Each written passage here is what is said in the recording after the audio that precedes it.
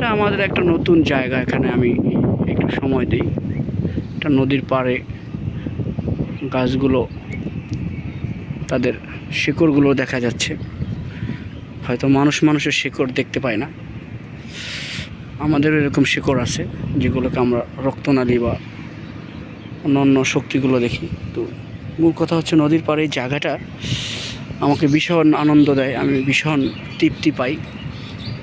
এই গাছটার নিচে বসলে একটা সুন্দর ভাব তৈরি হয়, যেটা আমি সব জায়গায় সবখানে পাই না।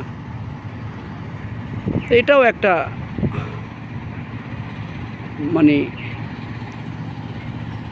লীলার একটা অন্তর্ভুক্ত, কিন্তু এই লীলাটা আপনাকে হারাবে না। এই লীলায় আপনি হারাবেন, তবে সে হারানোটা আপনাকে ধরে রাখবে।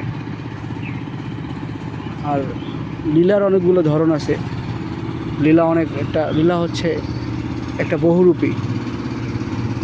আর লীলা বোঝার জন্যই আমাদের এই পৃথিবীতে আসা। আমরা প্রত্যেকটা মানুষ তাদের নিজস্ব চিন্তার নিজস্বভাবে, ঠিক আছে, সবাই খুশি, তার আনন্দে আছে। আসলে এটা বোঝার একটা বিষয়, কত সুন্দর জীবন কাটাতেছে। তো জীবনটা এরকমই মেনে নিতে হয়, আনন্দে কাটায় ভাসায় দিতে হয়, যদি সে বুঝতে পারে। আর না বুঝতে পারলে আপনি অন্য লীলায় হারায় গেলেন। কৃষ্ণ লীলা বহুরূপী, আমার কৃষ্ণ লীলা বহুরূপী। আমি কোন রূপে যে আমি রূপী, বুঝি না পাই ভবের বাজারে। আমার কৃষ্ণ লীলা বহুরূপী। আরে লীলা কোন রূপ যে সুফিয়ান রূপী, ভেবে না পাই বসে একলা। ওই আমি ভবের মায়ায় রইলাম ডুবে, আমি ভব মায়ায় রইলাম ডুবে, পেলাম না মোর আপন খবর। আমি কোন লীলায় যে ভাষাই ভেলা, ভেবে না পাই বসে একলা। আমি কোন লীলায় যে ভাষাই ভেলা, ওই আমি বসে না পাই ভেবে একলা।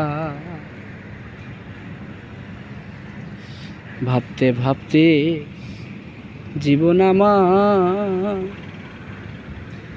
আরে ভাবতে ভাবতে ভাবতে বুঝতে জীবন আমার, আরে জীবন ভবমায়ায় হারাই আমি, খুঁজে না পাই আপন জনারে।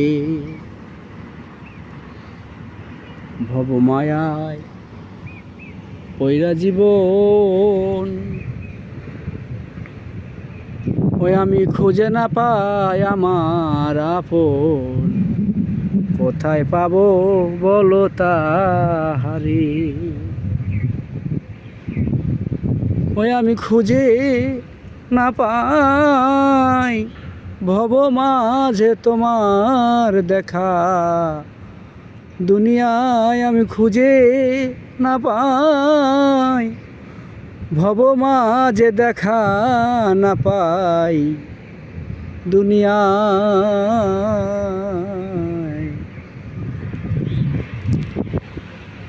কৃষ্ণলীলা বহুরূপী, কোন রূপে যে হারাইলাম ভেলায় আমি, ভেবে না পাই স্বরূপ কোথায়, ভাবছি বসে বসে একলা।